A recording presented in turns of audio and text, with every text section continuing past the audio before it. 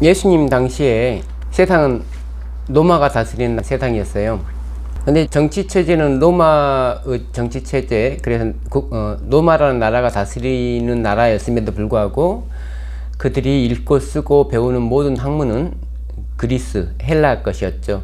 그래서 나라의 정복은 로마가 했는데 실상은 문화적으로는 그리스에 의해서 정복된 나라였어요. 사람들은 다 그리스에서 출발하는 학문들을 배우고 있는 상황이었고, 그리스의 학문 체계가 곧 철학이에요. 그 철학에서 나온 거에 자연학, 수학, 신학, 논리학, 물리학, 우리가 지금 현재 배우고 있는 이 시대의 학교에서 배우고 있는 거의 모든 학문이 그리스에서 나왔어요. 그리스 철학에서부터 출발했다는 거죠. 그러니까 지금 우리가 학교에서 배우고 있는 학문의 뿌리는 2500년 전부터 시작한 거예요. 2500년 동안 이루어진 학문을 우리가 지금 배우고 있는 거예요. 철학은 무슨 뜻이냐면 필로소피, 지혜에 대한 사랑. 그래서 우리가 고등학교 윤리 시간에 소피스트 배우죠. 소피스트를 우리 한국말로 계변가 그렇게 배웠는데, 계변가라는 뜻이 아니고 지혜자라는 뜻이에요. 지혜자. 왜 자기들 스스로 소피스트라 했냐면, 우리는 모든 걸 알고 있어. 우리는 머리가 좋기 때문에 우리가 막 어떤 거에 궁금해하고 생각하고 하니까 그에 대한 답을 낼 수 있는 사람들이야. 피타고라스는 스스로 모든 것을 안다고 자처하는 소피스트에게 대하여 자신은 지혜의 소유자가 아닌 무지자로서 오직 지혜를 사랑하는 사람이라고 말했다. 그러니까 필로소피라는 말은 우리나라 말로 철학인데, 원문적인 뜻은, 언어적인 뜻은 지혜에 대한 사랑. 그래서 피타고라스가 나는 지혜를 사랑해. 나는 지혜로운 사람은 아니야. 하지만 지혜를 사랑해. 라고 말하는 거예요. 크게 우리가 철학하면 서양 철학, 동양 철학이 있고, 사실 서양에서 철학만 있었던 거 아니고, 이 철학을 대변하는 말이 헬레니즘이죠. 그리스 문화를 우리가 헬레니즘이라고 하잖아요. 그 헬레니즘의 중심적인 역할을 하는 게 철학이고, 그 헬레니즘과 반대되는 게 헤브라이즘인데, 이 헬레니즘이 인본주의, 우리는 우리 스스로의 지력을 사용해서 진리를 발견할 수 있다. 사람이 중심이 되는 학문이에요. 헤브라이즘은 모든 지혜의 근본이신 하나님께서만이 우리를 지혜롭게 할 수 있다라는 신본주의죠. 출발점이 명확히 달라요. 우리가 2500년 전부터, 물론 그 이전부터 세상 학문에 있었겠죠. 근데 사람들이 지금까지 배우고 있는 학문의 뿌리가 2500년 전부터 시작되는데, 거기서부터 시작돼서 지금 학교에서 배우고 있는 그 학문들의 출발점이 사람이라는 거예요. 사람. 우리가 지금 세상 TV를 보고 매스컴을 보고 뭘 보더라도 사람이 중심이에요. 심지어 대통령 선거 때 사람이 먼저다 그러잖아요. 근데 우리하고 안 맞는 말이잖아요. 우리는 하나님이 먼저잖아요. 성경이 가르치는 것은 하나님이 먼저라는 거고, 세상이 가르치는 건 사람이 먼저라는 거예요. 그러면 정반대죠. 시편 110편 10절, 여호와를 경외함이 지혜의 근본이라 그의 계명을 지키는 자는 다 훌륭한 지각을 가진 자이니 여호와를 찬양함이 영원히 계속되리로다. 아무리 세상적으로 뛰어난 학문을 가지고 뛰어난 머리를 가지고 있다 하더라도 하나님을 모르고 지혜로울 수가 없는 거예요. 여호와를 경외하는 것이 지혜의 근본이요 거룩하신 자를 아는 것이 명철이니라. 전도서 12장, 내 아들아 또 이것들로부터 경계를 받으라. 많은 책들을 짓는 것은 끝이 없고 많이 공부하는 것은 몸을 피곤하게 하느니라. 사실 지금 책이라고 하는 게 날이면 날마다 쏟아져 나오잖아요. 학문이라고 하는 게 날이면 날마다 발전을 하고 있잖아요. 끝이 없죠. 끝이 없고 몸을 피곤하게 하죠. 이 일의 결국을 다 들었으니 하나님을 경외하고 그의 명령들을 지킬지어다. 이것이 모든 사람의 본분이니라. 사실 하나님을 믿는 것은 너무 단순해요.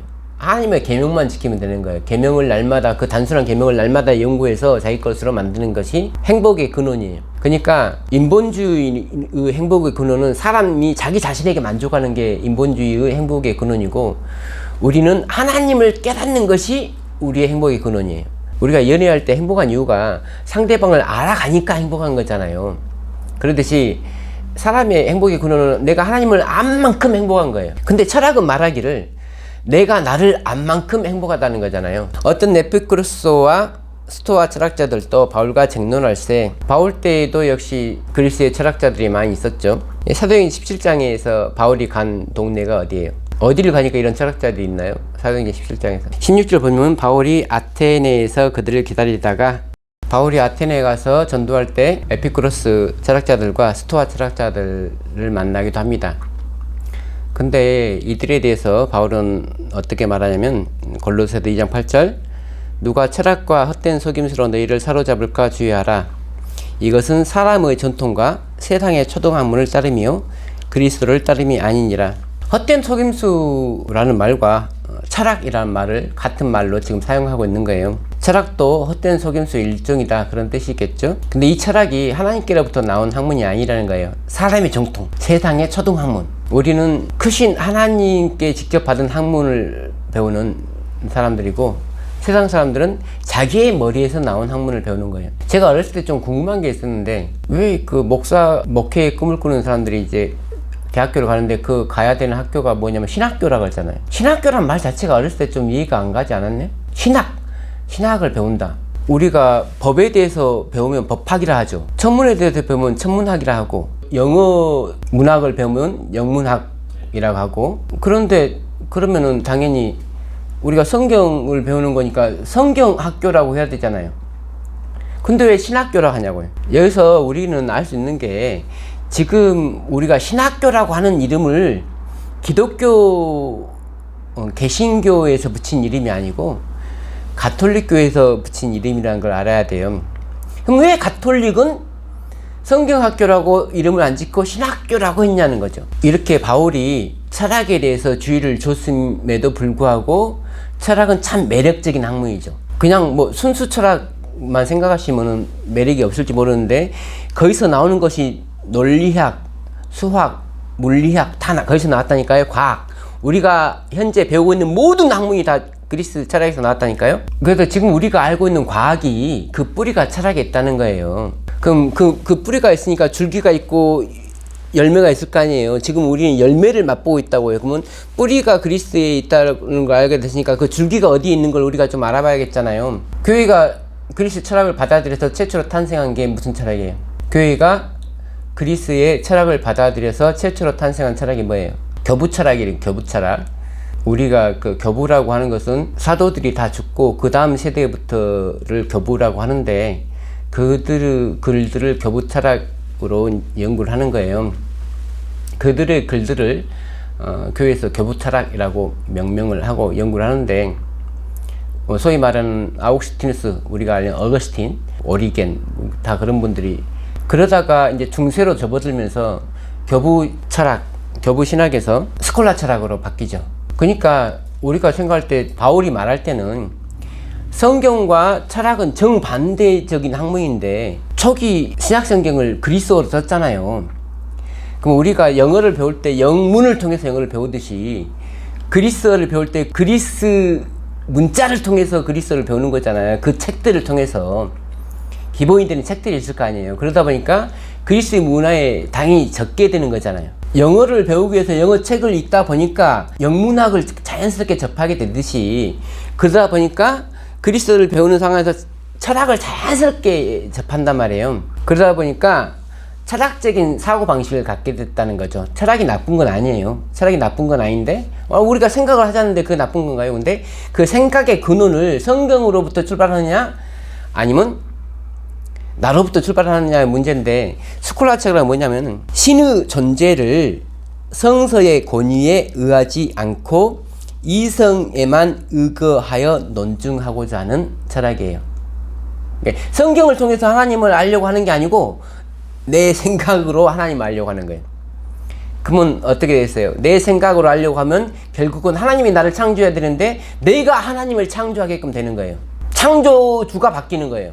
그러니까 지금 제가 말하고자 하는 것은 철학의 방법으로 하나님을 만나려고 했을 때는 하나님이 내 소유물이 되는 거예요. 내가 하나님을 창조하는 자가 되는 거예요. 그래서 스콜라 철학은 인본주의에서 시작된 종교 철학이에요. 그러므로 고대와 중세에 걸쳐서 이 학문적인 체계들이 2500년 동안 유지하면서 우리가 신학하면은 성경을 배우는 게 아니고 그냥 인간의 머리에서 나온 학문이란 말이에요. 과학하면 이게 정말 어느 날 갑자기 나타나서 정말 우리가 과학적으로 한번 해보자라는 게 아니고 인간이 중심으로 돼서 지금까지 인간의 위대함을 증명하기 위해서, 하나님보다 인간이 위대함을 증명하기 위해서 지금까지 이루어지고 있는 게 과학이라는 거예요. 자연과학, 천문학, 천체 물리학.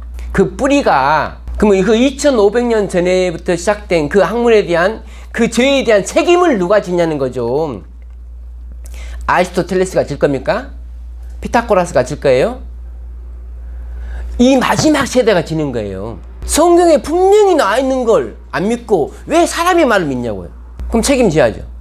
하나님 말씀 안 믿었으니까. 경험과학의 진리나 신교의 주장 등 새로운 견해를 스콜라 철학의 책에 받아들이는 태도는 일찍이 신앙과 이성의 통일을 본질로 하는 스콜라 철학의 본디 면모였다.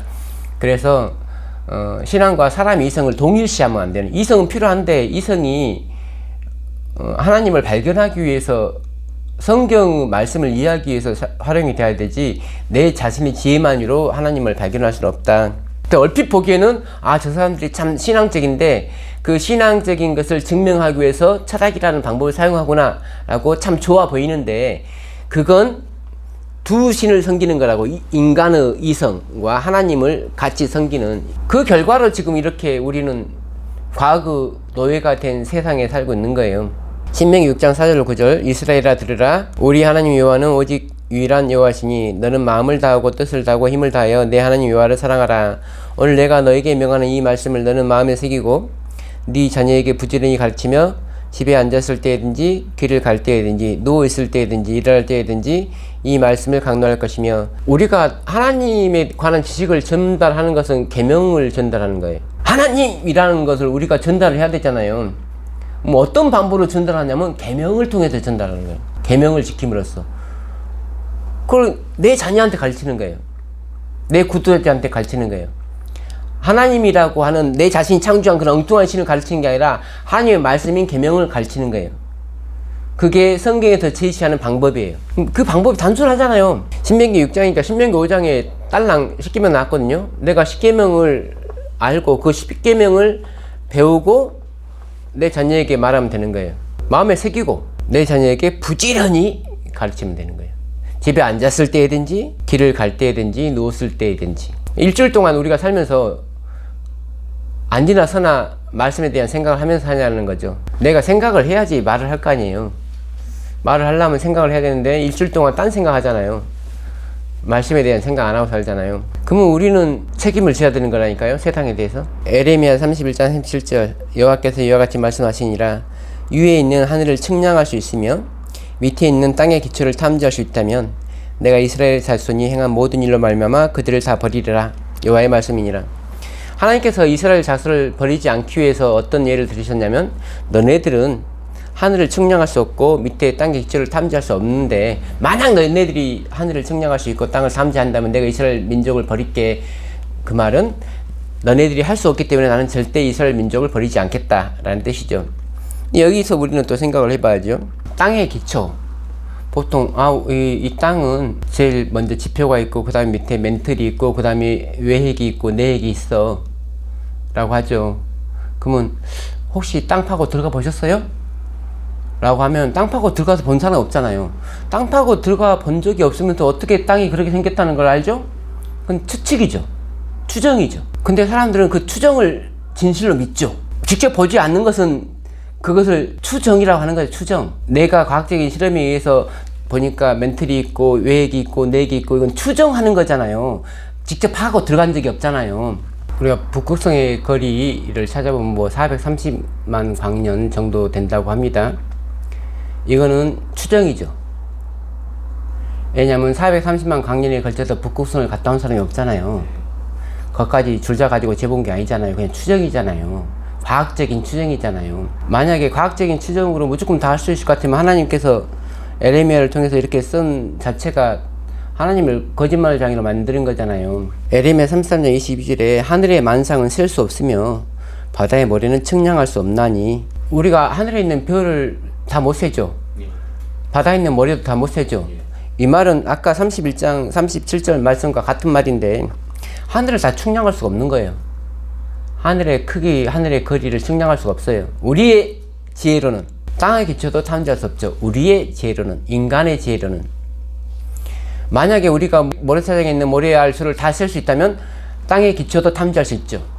근데 우리가 모래알을 다 셀 수 없는 것처럼 땅의 기초도 당연히 탐지할 수 없는 거예요. 눈에 보이고 손으로 잡히는 것도 못 세면서 어떻게 눈에 보이지도 않고 잡히지도 않는 걸 아냐는 거죠. 그렇잖아요? 그렇죠? 눈에 보이는 한 줌 모래알도 못 세. 우리는 한 줌의 모래알도 우리는 평생에서도 못 세면서 눈에 보이지 않는 걸 어떻게 다 아는 척 하냐고요. 이게 기만이죠. 기만. 십자가의 도가 멸망하는 자들에게는 미련한 것이요 구원을 받는 우리에게는 하나님의 능력이라. 기록된 바 내가 지혜 있는 자들의 지혜를 멸하고 총명한 자들의 총명을 폐하리라 했으니 지혜 있는 자가 어디 있느냐, 선비가 어디 있느냐, 이 시대들의 변론가가 어디 있느냐. 하나님께서 이 세상의 지혜를 미련하게 하신 것이 아니냐. 하나님의 지혜에 있어서는 이 세상이 자기의 지혜로 하나님을 알지 못하므로 하나님께서 전도에 미련한 것으로 믿는 자들을 구원하시기를 기뻐하셨도다. 분명히 말하기를 세상이 자기의 지혜로 하나님을 알지 못한다고 기록이 됐어요. 그래서 사람들이 아무리 연구해도 하나님 알 수 없어요. 하나님은 당신을 계시하기 위해서 말씀을 통해서 계시를 하셨잖아요. 그러니까 하나님을 알려면은 말씀을 알면 하나님을 아는 거예요. 근데 소위 그리스도인 과학자라는 사람들이 막 천문학이나 천체 물리학을 연구해서 하나님을 아는 것처럼 말해요. 그 하나님은 본인이 만든 하나님이죠. 자기가 만들어낸 하나님. 그래서 하나님을 알게 하는 방법은 전도에 미련한 것으로 알게 하는 겁니다. 이렇게 설교를 하잖아요. 미련한 거예요. 근데 자기 스스로 못 깨달으니까 이렇게 미련하게 성경 말씀을 통해서 유대인은 표적을 구하고 헬라인은 지혜를 찾으나. 자, 그리스인 철학이 나온 이유가 뭐냐면 지혜를 사랑했기 때문에 철학이 나왔습니다. 그들은 지혜를 찾아요. 그 지혜로 말미암아서 이루어진 학문체계가 지금 2500년 된 학문체계란 말이에요. 우리가 배우고 있는 학교에서 배우는 학문체계가. 뭐 학교에서 과목이 몇 과목이 됐든 거기에 하나님이 세상을 창조했단 말 나오나요? 안 나오죠. 사탄이 만들어낸, 인간이 만들어낸 학문들이에요. 유대인에게는 거리끼는 것이요 이방인에게는 미련한 것이로되. 그래서 하나님을 믿는 사람들을 세상 우리를 미련하다고 합니다. 세상의 지혜로 볼 때 우리는 정말 미련한 거예요. 과학자들이 볼 때 상식 1장을 읽어보면 정말 미련한 거예요. 심지어 그리스도인이라는 사람들이 나한테 미련하다고 하잖아요. 얼마나 성경을 모르면 성경대로 말하는 사람을 미련하다고 하냐고요. 하나님의 어리석음이 사람보다 지혜롭고 하나님의 약하심이 사람보다 강하니라. 자, 하나님께서 우리를 택하신 이유. 형제들아 너희를 부르심을 보라. 육체를 따라 지혜로운 자가 많지 아니하며 능한 자가 많지 아니하며 문벌 좋은 자가 많지 아니하도다. 그러나 하나님께서 세상에 미련한 것들을 택하사 지혜 있는 자들을 부끄럽게 하려 하시고 세상에 약한 것들을 택하사 강한 것들을 부끄럽게 하려 하시며. 그래서 세상이 볼 때는 우리는 미련하고 가난한 사람들이지만 하나님께서 우리를 택하신 이유가 세상의 지혜를 폐하시기 위해서. 이사야 29장 주께서 이르시되 이 백성이 입으로는 나를 가까이하며 입술로는 나를 공경하나 그들의 마음은 내게서 멀리 떠났나니 그들이 나를 경외함은 사람의 계명으로 가르침을 받았을 뿐이라. 우리는 성경의 계명으로 사람들에게 전도하는 사람들입니다. 사람의 계명으로 세상의 지혜로 하나님을 안다고 하거나 하나님을 전파하는 것은 내가 하나님을 전파하는 것이 아니고 세상을 전파하는 거예요. 그래서 철학과 헛된 속임수는 2500년부터 시작돼서 지금까지 그때 뿌리를 내리고 줄기를 뻗어서 지금 열매를 맺고 있잖아요. 뿌리를 내린 사람도 책임 있고 줄기를 뻗게 한 사람도 책임 있지만 열매를 맺게 한 사람도 책임 있지만 그 열매를 먹는 사람은 더 큰 책임을 지는 거죠. 우리는 세상이라는 나무에서 나온 열매를 먹는 백성이 아니고 하나님 나라의 말씀을 먹는 백성이어야 돼요. 그래야지 세상의 죄에 대한 책임을 면하고 어린 양의 생명책에 기록되는 사람들이 됩니다. 감사합니다.